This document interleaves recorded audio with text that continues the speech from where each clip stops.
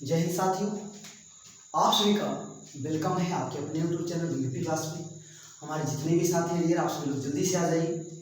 जैसा कि हमने आपसे वादा किया था कि हम जीआईसी और एलटी ग्रेड के लिए बायोलॉजी की बैच लेके आए हैं, तो आज से आपकी कैसे टॉपिक से स्टार्ट कर रहे हैं डियर। हम अभी हमने एक लेक्चर लिया था जिसमें हमने बेसिक इंट्रोडक्शन बताया था डियर, जहाँ पे हमने बायोलॉजी के बेसिक इंट्रोडक्शन के बारे में बताया कि बायोलॉजी होता क्या डियर। आज से हम अपने टॉपिक को स्टार्ट कर रहे हैं। आज हमने आपको बताया था कि हम सबसे पहले बॉटनी के सिलेबस को कवर करेंगे डियर। बॉटनी में जो हमारा पहला टॉपिक है डियर, पहला सिलेबस है वो हमारा आप कह सकते हैं कि वायरस है डियर, विषाणु है। विषाणु की बात करते हैं तो विषाणु आपके किस ब्रांच में बिलोंग करता है भैया, पहले उस ब्रांच को जानेंगे, उसके बाद हम विषाणु के बारे में डिटेल में डिस्कस करेंगे। ठीक है भैया, तो चलिए हम अपनी क्लास को कंटिन्यू करते हैं, स्टार्ट करते हैं डियर। हम लोग सबसे पहले जानेंगे माइक्रोबायोलॉजी के बारे में। आइए देखते हैं, हम बहुत ज्यादा बात ना करते हुए क्योंकि आपको पता है कि हमारे पास समय बहुत कम है। आपको पता होगा हम लोगों के पास समय बहुत कम है डियर, इसलिए हमें सिलेबस बहुत ज्यादा है डियर। तो हमें बहुत ज्यादा टाइम ना देते हुए हम बात नहीं करना, अपने पॉइंट्स पे बात करना है। हम बात करेंगे डियर माइक्रोबायोलॉजी की। सबसे पहला क्वेश्चन आता है कि माइक्रोबायोलॉजी जो शब्द था ये कहाँ से लिया गया था। ये जो माइक्रोबायोलॉजी शब्द है डियर, आपको बता दें भैया, आपको बताएं साथियों, तो आपका ये जो माइक्रोबायोलॉजी शब्द है ये ग्रीक भाषा से लिया गया है। किस भाषा से लिया गया है? ग्रीक भाषा से लिया गया है। ग्रीक वर्ड से लिया गया है। ग्रीक वर्ड से लिया गया है। ग्रीक वर्ड क्या? आप कहते हैं माइकोस। माइकोस का मतलब क्या होता है डियर? माइकोस का मतलब होता है इस्तेमाल। माइकोस का मतलब क्या होता है डियर? इस्तेमाल होता है। और बायोस का मतलब क्या होता है? लाइफ होता है। और आप कहते हैं लॉगस का मतलब क्या होता है डियर? स्टडी होता है। कोई दिक्कत डियर? यहाँ तक लिख लीजिए भैया, किसी को दिक्कत हो तो बता दीजिए आप लोग भैया। अगर बात करते हैं जो माइक्रोबायोलॉजी टर्म है डियर, माइक्रोबायोलॉजी जो शब्द है आप कैसे दिया किसने था? माइक्रोबायोलॉजी शब्द को लुईस पास्चर ने दिया था। किसने दिया था? लुईस पास्चर ने दिया था। एक मिनट आप लोग ऐसे ही बने रहेंगे भैया, क्योंकि हमें लग रहा है इंक थोड़ा सा कम है क्या भैया।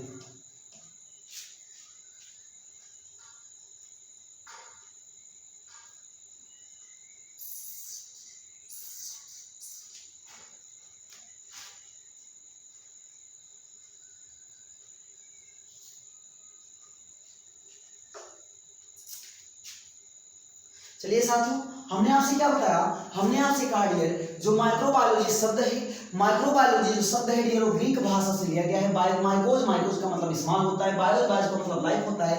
और लॉगस का मतलब क्या होता है? स्टडी। तो आप कह सकते हैं स्मॉल ऑर्गेनिज्म, लाइफ मतलब जीवन, लिविंग ऑर्गेनिज्म। तो आप कहते हैं स्मॉल ऑर्गेनिजम्स की स्टडी करना डियर, सूक्ष्म जीवों का अध्ययन करना, छोटे जीवों का अध्ययन करना डियर क्या कहलाता है? माइक्रोबायोलॉजी कहलाता है। ये जो माइक्रोबायोलॉजी शब्द था डियर, माइक्रोबायोलॉजी शब्द को आपके लुईस पास्चर जी ने दिया था डियर। किसने दिया था? लुईस पास्चर जी ने दिया था डियर। इसके बाद बात आती है कि आप इसके फादर कौन है? माइक्रोबायोलॉजी के फादर कौन है भैया? तो आपको बता दिया जाए कि माइक्रोबायोलॉजी के जो फादर है डियर एंटोनी वान लीवेनहॉक है। कौन है? एंटोनी वान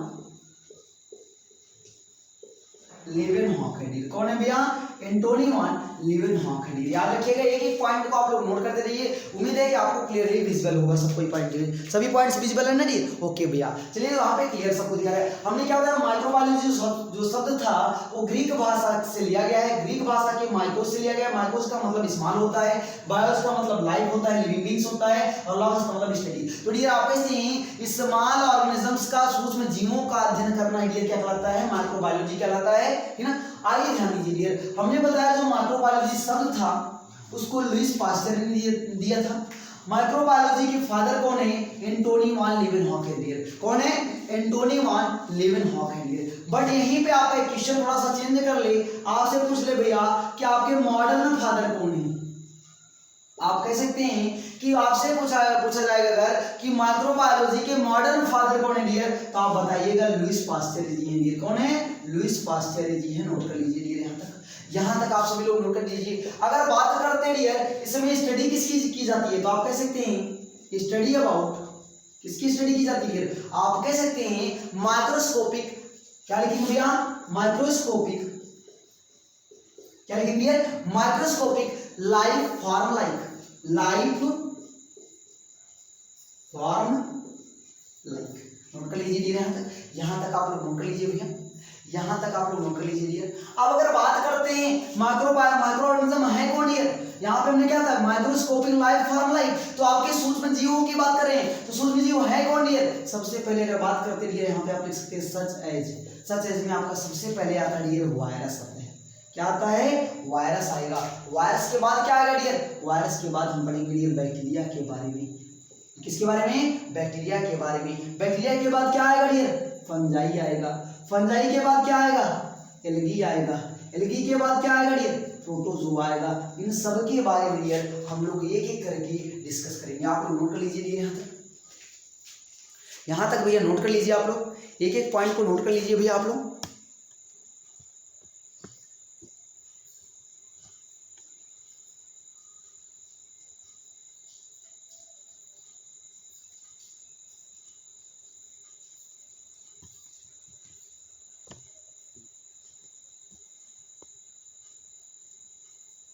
चलिए भैया अभी ठीक हुआ। तो आप लोग नोट कर लिया होगा भैया प्रोटोजोआ डियर। आइए ध्यान दीजिएगा, हम सबसे पहले डियर हमारा टॉपिक जो रहेगा वायरस रहेगा। आइए हम वायरस को समझते हैं डिटेल में कि वायरस होता क्या है। आपको पता है वायरस एक ऐसा ऑर्गेनिज्म जो कि ए सेलुलर होता है। ए सेलुलर का मतलब ही कोशिका से नहीं बना होता है। और कैसा होता है डियर? लिविंग और नॉन लिविंग के बीच की कनेक्टिंग लिंक होती है। क्या होती है डियर? लिविंग और नॉन लिविंग के बीच की कनेक्टिंग लिंक होती है डियर। और अगर बात करते हैं भैया इनमें डीएनए और आरएनए दोनों पाए जाते हैं। आइए हम वन बाय वन डिटेल में डिस्कस करते हैं, सबको डिटेल में समझेंगे डियर। सबसे पहले हम वायरस के बारे में पढ़ेंगे। उम्मीद है यहाँ तक आपको दिक्कत नहीं होनी चाहिए। हमने क्या बताया, जो माइक्रोबायोलॉजी शब्द था डियर, माइक्रोबायोलॉजी शब्द आपके ग्रीक वर्ड से लिए गए। माइक्रोबायोलॉजी टर्म जो था derived from the Greek word, microbiology term derived from the Greek word माइकोस इक्वल टू स्मॉल, बायोस इक्वल टू लाइफ एंड लॉगस इक्वल टू स्टडी। इसके बाद हमने बताया कि microbiology term was given by Louis Pasteur. हमने आपको बताया कि father of microbiology Antonie van Leeuwenhoek, father of microbiology Antonie van Leeuwenhoek. हमने आपसे बताया डियर कि फादर ऑफ मॉडर्न माइक्रोलॉजी, आप इस father of modern microbiology micrology बोल रहे हैं, सॉरी डियर माइक्रोबायोलॉजी सॉरी भैया। तो हमने क्या बताया, फादर ऑफ मॉडर्न माइक्रोबायोलॉजी आपके कौन है भैया? आप याद रखिएगा लुइस पास्चर डियर। इसके बाद आइए हम सबसे पहले डिस्कस करेंगे अपना एक टॉपिक डियर जिसका नाम है वायरस। उम्मीद है माइक्रोबायोलॉजी में किसी को किसी भी तरह की कोई प्रॉब्लम नहीं होनी चाहिए। आइए अब हम डिस्कस करने चल रहे हैं डियर इसके बारे में भैया, वायरस के बारे में डियर। किसके बारे में डिस्कस करेंगे हम लोग? वायरस के बारे में डिस्कस करेंगे। चलिए हम वायरस के बारे में डिस्कस करते हैं।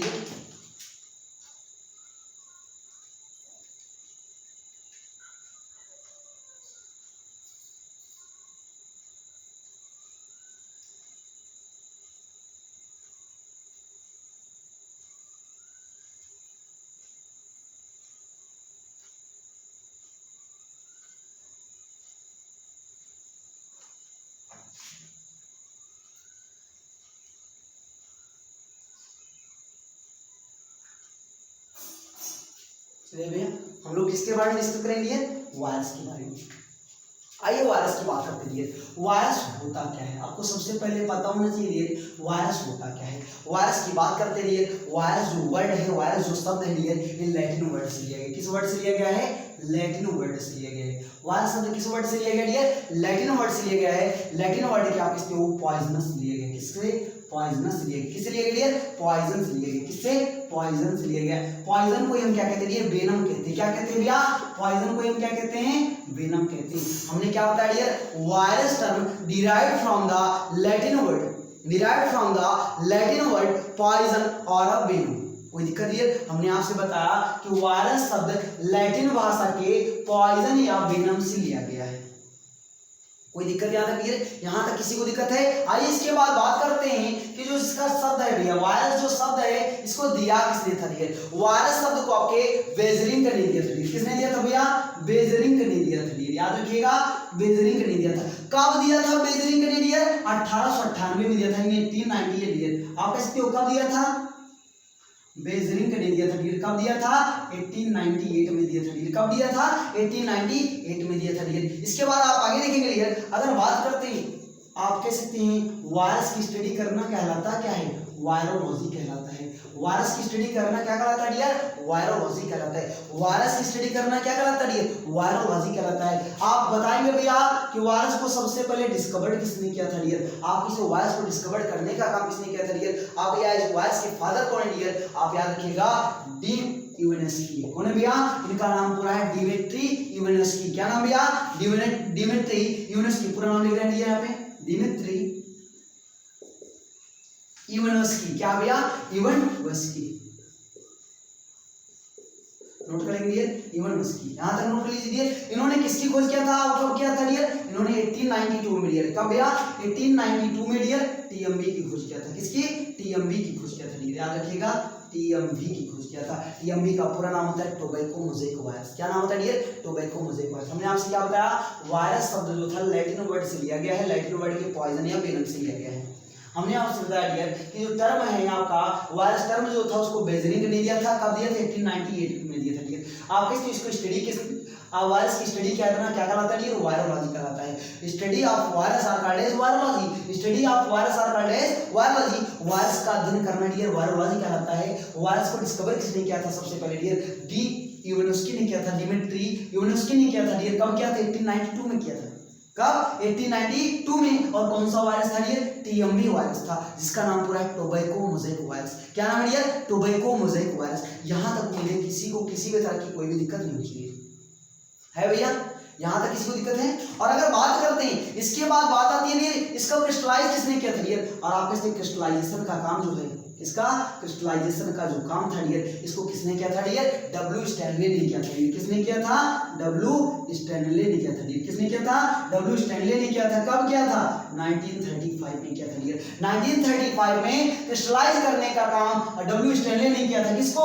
वायरस को। वायरस को क्रिस्टलाइज करने का काम किसने किया था? आपके डब्ल्यू स्टैनले ने किया था डियर। यहां तक मुझे किसी को दिक्कत नहीं होनी चाहिए भैया। किसी को दिक्कत है भैया? नहीं होनी चाहिए, यहां तक नहीं है भैया।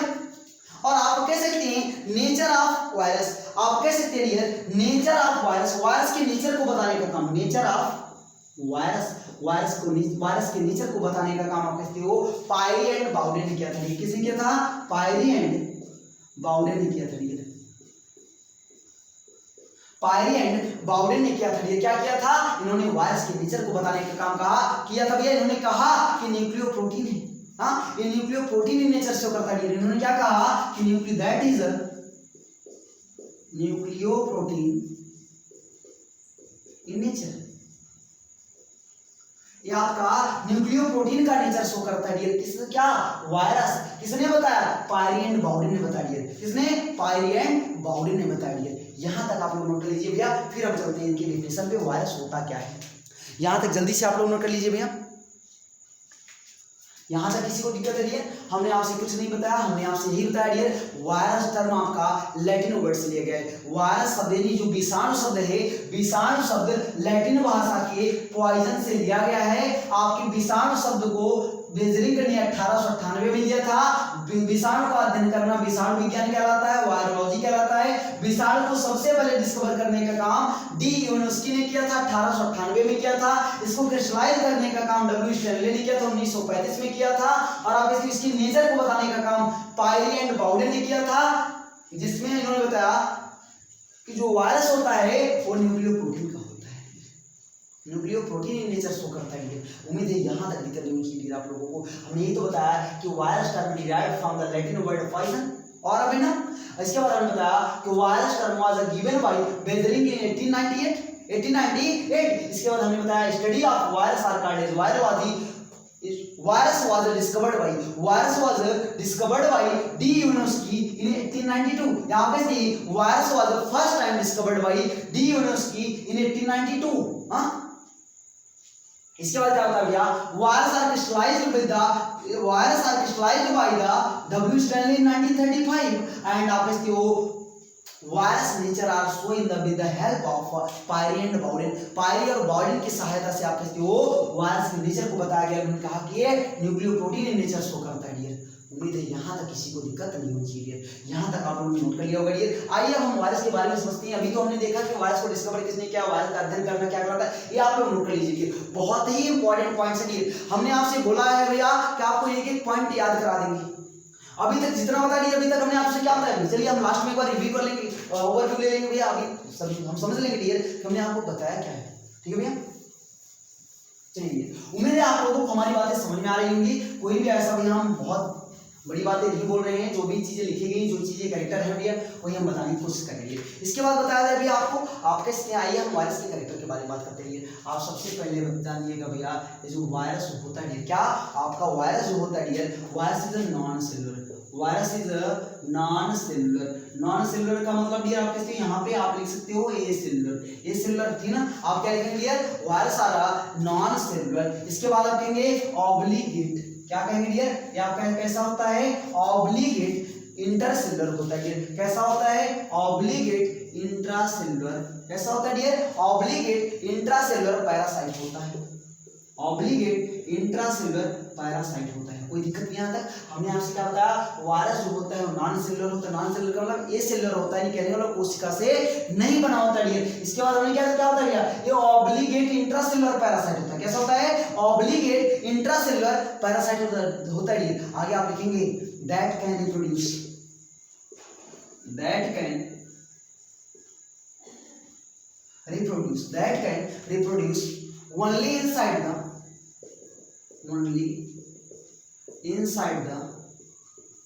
living organism, only inside the living cells of a host, only living in cell host cell organism, note कर लीजिए, यहाँ तक नोट कर लीजिए, आपने यहाँ तक आप लोग लिख लीजिए। आप लिखेंगे डू नॉट हैव, अगला पॉइंट लिखेंगे do not have cell organelle और अ साइटोप्लाज्म, सेल ऑर्गेनल और साइटोप्लाज्म। आप याद रखिएगा डियर, इसके पास आपके वायरस के पास किसी भी तरह का कोई भी कोशिका नहीं पाया जाता है और ना ही साइटोप्लाज्म है। अभी तक हमने लिखा क्या डियर, हमने बस आपको लिखा यही बताया है कि virus is a non cellular, virus जो होता है डियर ये नॉन सेलुलर होता है। नॉन सेलुलर का मतलब है भैया ये not, virus are not made up of cell, आपकी जो वायरस होती है डियर, जो आपका विषाणु होता है वो कोशिका का नहीं बना होता है। आगे क्या लिखा गया है, it is obligate intracellular parasite, यानी कहने का मतलब है ये आपके इंट्रासेलुलर पैरासाइट होते हैं, आपके लिविंग की बॉडी के अंदर रहते हैं और आप वहीं पे जाकर के रिप्रोडक्शन करते हैं और अपने नंबर्स को इंक्रीज करने का काम करते हैं। वही कहा गया dear that can reproduce only inside the living cell, यानी आप कह सकते हैं ये रिप्रोडक्शन सिर्फ लिविंग सेल की बॉडी के अंदर ही कर सकते हैं भैया। अगर आप ऐसे लिविंग के कांटेक्ट में नहीं है तो रिप्रोडक्शन नहीं कर पाएंगे। आगे क्या लिखेंगे भैया, of a host cell organism, वही चीज बताया भैया हमने। इसके बाद हमने क्या बताया, do not have cell organelle, इनके पास आपके कोशिकांग नहीं पाए जाते हैं और ना ही कोशिका द्रव्य पाया जाता है। किसके पास भैया, आपके वायरस के पास डियर, नोट कर लीजिए भैया, यहां तक नोट कर लीजिए आप लोग डियर। आगे अगर बात करते हैं, लिखिए भैया आप कहते हैं कैन नॉट परफॉर्म, क्या लिखेंगे, कैन नॉट परफॉर्म, लिखेंगे dear can not perform metabolism on their own, metabolism on their on. ये आप कह सकते हो ये मेटाबॉलिज्म की प्रोसेस तो नहीं करते हैं। मेटाबॉलिज्म का मतलब क्या होता है, sum total changing of chemical reaction are called as metabolism, जो कि लिविंग का एक मेन कैरेक्टर होता है डियर। तो आप कह सकते हैं ये आपका जो वायरस होता है इसमें मेटाबॉलिज्म को शो नहीं करता है। वायरस जो होता है डियर मेटाबॉलिज्म को शो नहीं करता है। कोई दिक्कत यहाँ तक भैया नहीं होनी चाहिए। इसके बाद हमने बताया कनेक्टिंग लिंक बिटवीन द, ध्यान दीजिएगा हर पॉइंट आपका एक स्टार्ट क्वेश्चन है dear, connecting link between the living and non living beings, living and non living beings. याद रखिएगा डियर, आप कह सकते हैं ये सजीवों और निर्जीवों के बीच की क्या है, कड़ी है। ये सजीवों और निर्जीवों के बीच की क्या है डियर, कड़ी है भैया, नोट कर लेना। ओके भैया, चलिए बहुत बढ़िया भैया, गुड, वेरी गुड डियर। आप कहते हैं दे बिकम, आप क्या लिखेंगे, दे बिकम लिविंग वंस, ये अगला पॉइंट लिखेंगे, दे बिकम लिविंग बीइंग्स, ठीक ना। आप क्या लिखेंगे, दे बिकम लिविंग बीइंग्स, ठीक ना, they become living once inside, living once inside, living once inside a living cell, inside a living cell. Note कर लीजिए भैया, यहाँ तो नोट कर लीजिए। सॉरी भैया, अभी थोड़ी देर पहले हमने एक वर्ड बोल दिए, आप याद रखेंगे contain either DNA, contain either DNA और RNA डियर। ठीक है, नोट करेंगे, ब्रैकेट में लिख लेंगे नेबर बोथ, यही वर्ड हमने वर्ड गलत बोल दिया भैया, नेबर बोथ डियर। याद रखिएगा आपके कह सकते हैं वायरस में या तो DNA रहेगा या तो RNA रहेगा, दोनों साथ में नहीं रहेंगे। हमने बताया दोनों पाए जाते, दोनों पाए जाने का मतलब है कि दोनों साथ में नहीं पाए जाएंगे। याद रखिएगा भैया, हमने आपको सही बताया है, ठीक ना, बट वहां पे हो सकता है अगर हमने गलती से मिस्टेक कर दी हो भैया, आप लोग समझ लीजिएगा। इतने पॉइंट्स को आप लोग नोट कर लीजिए, जल्दी से नोट करिए भैया, यहाँ तक आप लोग नोट कर लीजिए भैया, इतना नोट कर लीजिए।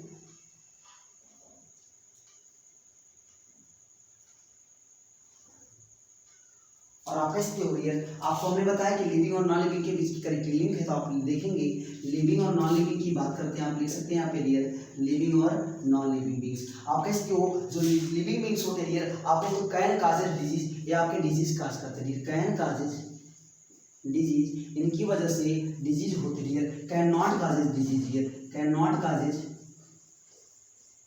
डिजीज, जो आपके नॉन लिविंग होते हैं वो डिजीज काज नहीं करते हैं। आप कैसे हो डियर, आगे क्या लिखा गया भैया, आगे क्या लिखा गया dear, can reproduce, can reproduce, can not reproduce dear, note कर लीजिए भैया, कैन नॉट रिप्रोड्यूस। इतने पॉइंट्स को नोट कर लीजिए डियर, इतना स्क्रीनशॉट आप लोग ले लीजिए भैया। यहां तक बताइए, किसी को कोई भी डाउट हो डियर, कोई भी क्वेश्चन हो तो बताइए जल्दी से भैया, जल्दी से आप लोग बताइए डियर, क्यों भैया किसी को दिक्कत तो नहीं है ना, जल्दी से आप लोग कमेंट करिए भैया। ओके देखो ध्यान से सुनिएगा भैया, हमने आपसे क्या बताया वायरस के बारे में। हमने क्या कहा कि virus is a non cellular, virus is a non cellular, कहने का मतलब क्या है कि वायरस जो है कोशिका का नहीं बना होता है। अगला पॉइंट कह रहे हैं ऑब्लिगेट इंट्रासेलुलर पैरासाइट, कहने का मतलब है एक आपका पैरासाइट होता है। पैरासाइट का मतलब क्या होता है डियर, कि आप depend upon the inter depend upon the another organism from food, यानी भोजन के लिए वो दूसरे जीवों पे निर्भर रहते हैं। बट यहाँ पे आप कैसे लिए सिर्फ भोजन के लिए नहीं निर्भर कर रही है, आप कैसे हो रिप्रोडक्शन की प्रोसेस भी होती है, तो आप कैसे हो अदर ऑर्गेनिज्म की बॉडी के अंदर होता है। आगे वही लिखा गया है only inside the living cell, आप कैसे में अगर रिप्रोडक्शन होगा, वायरस में अगर रिप्रोडक्शन होगा तो डियर आप कैसे वो लिविंग यानी होस्ट ऑर्गेनिज्म की बॉडी के इनसाइड ही होगा, आउटसाइड नहीं होगा डियर। दूसरा पॉइंट क्या लिखा गया है, do not have a cell organelle, इनके पास किसी भी तरह का कोई भी कोशिकांग नहीं पाया जाता है। अगला पॉइंट है और इनके पास साइटोप्लाज्म भी नहीं होता है डियर, किसके पास भैया, आपके वायरस के पास। अगला पॉइंट कह रहे हैं can not perform the metabolism, और आपका मेन पॉइंट क्या है, आपको पता है जो मेटाबॉलिज्म होता है आपके सजीवों का एक मुख्य लक्षण होता है। मेटाबॉलिज्म जो होता है लिविंग बींग्स का एक मेन कैरेक्टर होता है, तो वायरस जो होता है वो मेटाबॉलिज्म की प्रोसेस को नहीं करता डियर। अगला पॉइंट क्या है, आपको हमने बताया था कि कनेक्टिंग लिंक होता है किसका, लिविंग और नॉन लिविंग के बीच का, आप किसके हो सजीवों और निर्जीवों के बीच का कड़ी है डियर, कौन, आपका वायरस डियर, जो सजीवों और निर्जीवों के बीच का क्या है, कड़ी है डियर। अगला पॉइंट करें they become living once inside living cell, आपके डियर जब आपके लिविंग के कांटेक्ट में रहते हैं तो लिविंग रहते हैं, और जो नॉन लिविंग के कांटेक्ट में रहते हैं ये नॉन लिविंग रहते हैं भैया, कोई दिक्कत यहां तक नहीं होनी चाहिए।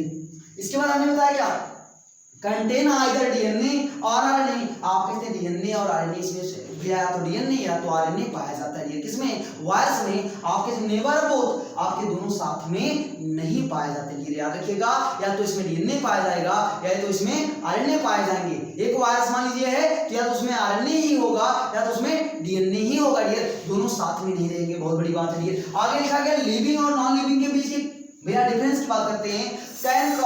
कैन काज डिजीज, आपके जो लिविंग वायरस होते हैं डियर उनके द्वारा डिजीज काज होता है, आपके लिविंग वायरस के द्वारा डियर डिजीज काज होता है, लेकिन नॉन लिविंग के द्वारा कोई भी डिजीज काज नहीं होता डियर। आपके जो लिविंग होते हैं रिप्रोड्यूस होते हैं डियर, आप रिप्रोडक्शन करते हैं, बट आपके जो नॉन लिविंग होते हैं रिप्रोडक्शन नहीं करते हैं, नॉन लिविंग के द्वारा कोई भी नया ऑफस्प्रिंग फॉर्म नहीं होता डियर। आप लोग इतना स्क्रीनशॉट ले लीजिए जल्दी से भैया, फिर हम आगे चलते हैं डियर। उम्मीद है यहां तक किसी को किसी भी तरह की कोई भी डाउट, कोई भी क्वेश्चन, कोई भी क्वेरी नहीं होगी है, क्यों भैया किसी का कोई क्वेश्चन है, चलिए डियर। अब बात आती है कि भैया लार्जेस्ट वायरस और स्मॉलेस्ट वायरस की बात करते हैं। उम्मीद है आपको हमारी बातें समझ में आ रही होंगी डियर, क्यों भैया किसी को अगर कोई भी क्वेश्चन हो, कोई भी क्वेरी हो डियर तो आप लोग बता सकते हैं भैया, है ना। अगर किसी को कोई भी डाउट हो तो भैया प्लीज आप लोग कमेंट कर दीजिए भैया, चलिए ठीक है ना। आइए भैया अगर हम बात करते हैं आगे क्या लिखा गया डियर, आगे आपका है लार्जेस्ट वायरस डियर। सबसे पहले हम बात करेंगे किसकी बात करेंगे डियर, लार्जेस्ट वायरस की बात करते हैं। लार्जेस्ट वायरस की बात की जाए तो आप कह सकते हैं भैया, एक मिनट थोड़ा सा इंग्लिश लिखे जिसका क्लियरली विजिबल हो ना, आपको प्रॉब्लम नहीं होनी चाहिए।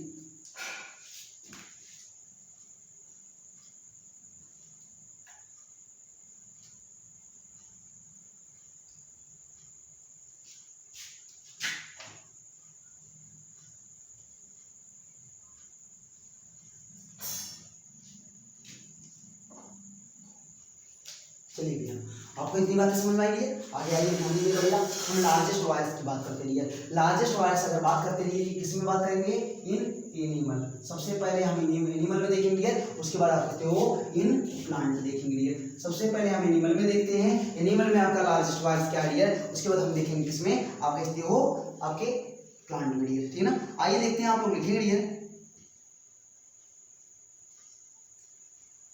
आपका जो एनिमल में वायरस होता है आपका मिमी वायरस होता है। क्या होता है मिमी वायरस। और आपके प्लांट में जो होता है पोटैटो वायरस होता है। क्या पोटैटो वायरस वाई होता है, क्या होता है पोटैटो वायरस वाई होता है। नोट करते रहिए, पोटैटो वायरस वाई होता है। अगर बात करते हैं इसमें डबल स्ट्रैंडेड डीएनए प्रेजेंट होता है, इसमें डबल स्ट्रैंडेड डीएनए प्रेजेंट होता है और इसमें आपके सिंगल स्ट्रैंडेड आरएनए प्रेजेंट होता है। नोट करते रहिए। इसके बाद अगर बात करते हैं कि जो साइज होती है अप्रॉक्स आपका इसके लिए 400 से 750 एनएम होता है, 400 से 750 एनएम होता है। अगर बात करते हैं इनकी साइज की बात करते रहिए अप्रॉक्स 730 एनएम होता है। नोट करते रहिए, नोट कर लीजिए। इसके बाद बात आती है स्मॉलेस्ट वायरस के लिए। किसकी बात आती है, स्मॉलेस्ट वायरस। आपने लार्जेस्ट वायरस तो देख लिया, अब कहोगे गुरुजी आपका स्मॉलेस्ट वायरस क्या है, आप लोग नोट करेंगे। स्मॉलेस्ट वायरस की बात करते हैं आप इसके वो स्मॉलेस्ट वायरस सबसे पहले हम देखेंगे एनिमल, उसके बाद देखेंगे इन प्लांट। जैसे हम डिजाइन कर रहे हैं आप लोग ऐसे ही बनाएंगे नोट्स, जैसे हम आपको बता रहे हैं, जैसे हम यहाँ पे लिख रहे हैं आपको वैसे ही लिखना है, पूरा कॉपी पेस्ट, ठीक है ना। जैसे हम बता रहे हैं ऐसे ही आप लोग नोट्स तैयार करिए। मेरा वादा है एक पॉइंट आपको याद हो जाएगा, मेरा वादा है आपको एक पॉइंट याद हो जाएगा, ठीक है ना। और हम जो भी टॉपिक पढ़ाएंगे डियर, हम लास्ट में जब आप क्लास इन होगा उस टाइम हम एक बार आपको रिवाइज करा के ही बंद करेंगे क्लास को, और नेक्स्ट डे जब पढ़ेंगे डियर पहले इसको याद करके तब आगे बढ़ेंगे डियर, ठीक है भैया। इस तरह से हम आपकी तैयारी करेंगे भैया। हम इसीलिए आपसे वादा किए हैं भैया कि आपका एक पॉइंट आपको याद करा देंगे, ठीक है ना। अगर बात करते हैं एनिमल में, अगर बात की जाती है तो एनिमल में जो आपका वायरस होता है वो पार्वो वायरस होता है। क्या होता है पार्वो वायरस। क्या होता है पार्वो वायरस होता है। और प्लांट में बात करते हैं टोबैको नेक्रोसिस वायरस। क्या होता है tobacco necrosis virus, tobacco necrosis virus. अगर बात करते हैं एक ऐसा होता है डबल स्ट्रैंडेड डीएनए होता है इसमें। अब कैसे इसमें क्या होता है सिंगल स्ट्रैंडेड आरएनए होता है। नोट कर लीजिए, नोट कर लीजिए भी यहाँ तक। और अगर बात करते हैं ये अप्रॉक्स आपका 18 से आप इसकी 18 से 26 होता है, 18 से 26 नैनोमीटर होता है। और आपका ये अप्रॉक्स 17 एनएम होता है, ये 17 आप इसको नैनोमीटर होता है। नोट कर लीजिए भैया एनएम, यहाँ तक नोट कर लीजिए। आप लोग जल्दी से इतना नोट करिए भैया, इतना आप लोग नोट कर लीजिए डियर।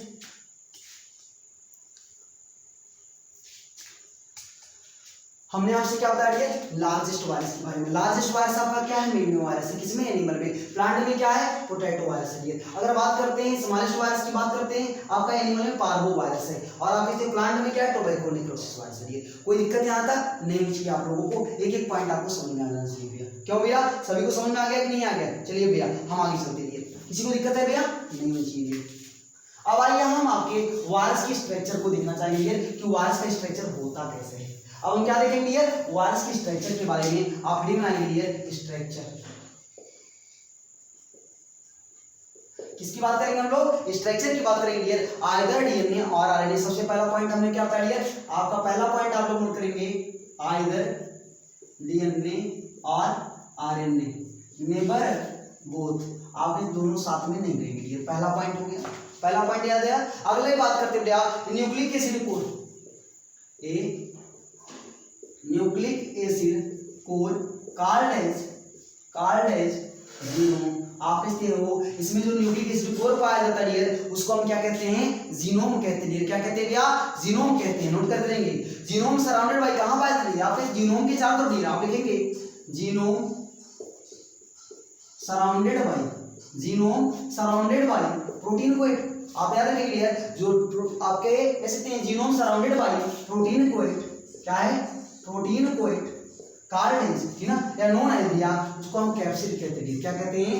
Known as capsid. आप कह सकते हैं जीनोम के चारों तरफ जो आपका प्रोटीन कोएट पाया जाता है उसको क्या कहा जाता है? कैप्सिड कहा जाता है। ये क्या कहा जाता है भैया? कैप्सिड कहा जाता है। किसी को दिक्कत है? हमने क्या बताया आइदर डीएनए और आरएनए, या तो आपका डीएनए पाया जाता है डियर, या तो आपका आरएनए पाया जाता है। इसके बाद हमने क्या बताया कि इसमें जो न्यूक्लिक एसिड होकर डियर, न्यूक्लिक एसिड का कोर होता है उसको हम क्या बोलते हैं? जीनोम बोलते हैं। और जीनोम के चारों तरफ जो प्रोटीन कोएट पाई जाती है उसको हम क्या बोलते हैं? कैप्सिड बोलते हैं। क्या बोलते हैं भैया? कैप्सिड बोलते हैं। किसी को दिक्कत यहाँ तक भैया? नहीं होनी चाहिए भैया। और आपको बता दे कैप्सिड सब डिवाइडेड इनटू, ठीक है, आप कह सकते हैं कैप्सिड सब डिवाइडेड इनटू, कैप्सिड सब डिवाइडेड इनटू, याद रखिएगा डियर, कैप्सिड सब divided into individual protein unit, individual protein unit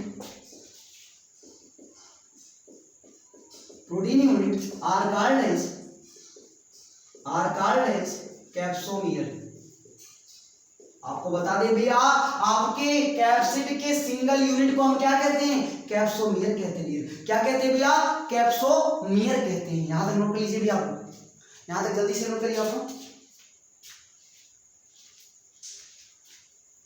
एक एक पॉइंट आप लोग नोट करते रहिए।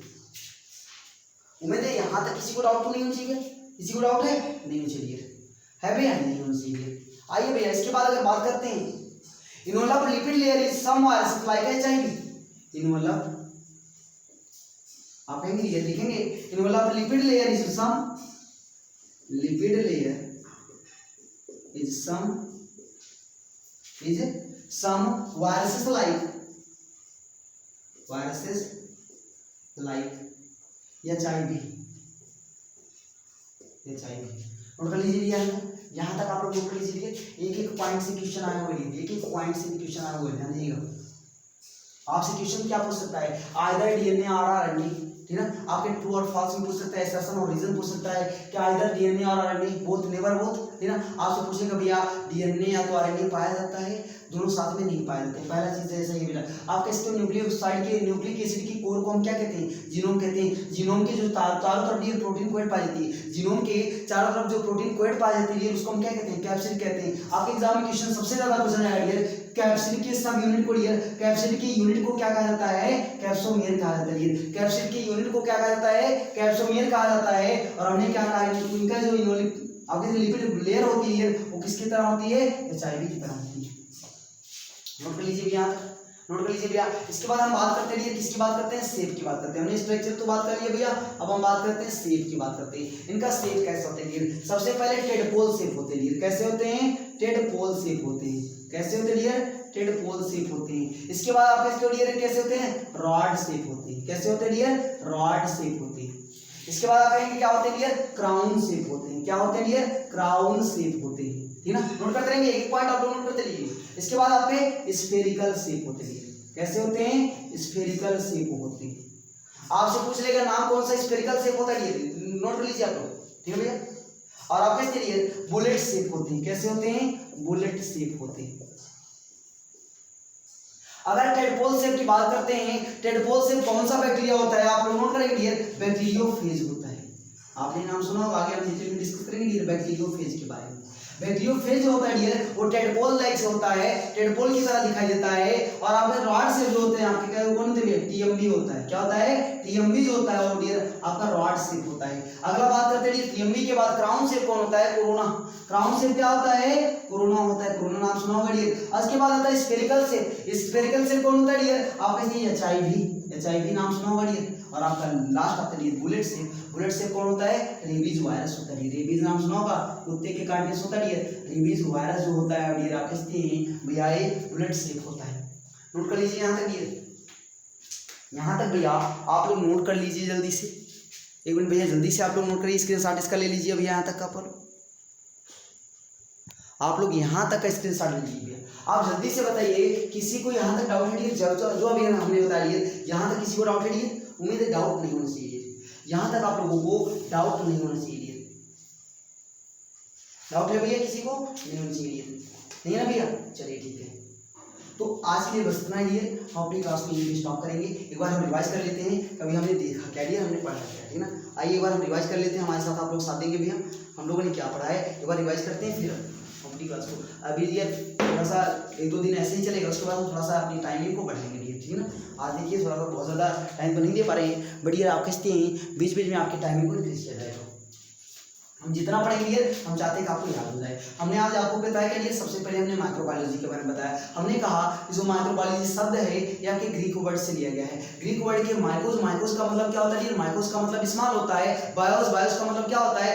लिविंग होता है, लाइफ होता है डियर, और लॉस का मतलब क्या होता है? स्टडी होता है। आप कहते हैं स्मॉल ऑर्गेनिजम्स की स्टडी करना डियर, स्मॉल ऑर्गेनिजम्स की स्टडी करना डियर क्या कहलाता है? आपका माइक्रोबायोलॉजी कहलाता है डियर। इसके बाद हमने आपसे बताया डियर जो आपका माइक्रोबायोलॉजी टर्म था इसको दिया किसने था? तो लुईस पास्चर ने दिया था डियर। लुईस पास्चर ने माइक्रोबायोलॉजी टर्म दिया था डियर। अब बात आती है कि भैया इसके फादर कौन है? तो Antony van Leeuwenhoek. Antony van Leeuwenhoek जो है डियर आपके कह सकते हैं माइक्रोबायोलॉजी के फादर है डियर। इसके बाद हमने आपसे क्या बताया कि इसके मॉडर्न फादर कौन है डियर? तो मॉडर्न फादर अगर आता है एग्जाम में कि आप कह सकते हो मॉडर्न फादर ऑफ माइक्रोबायोलॉजी, तो आप याद रखिएगा लुईस पास्चर है डियर। कौन है? लुईस पास्चर जी हैं। इसके बाद हमने आपसे बताया डियर इसमें स्टडी किसकी की जाती है? तो आपके माइक्रोस्कोपिक ऑर्गेनिज्म को, आपके जो छोटे छोटे जीव होते हैं, जो स्मॉल ऑर्गेनिजम्स होते हैं, उनकी स्टडी की जाती है डियर।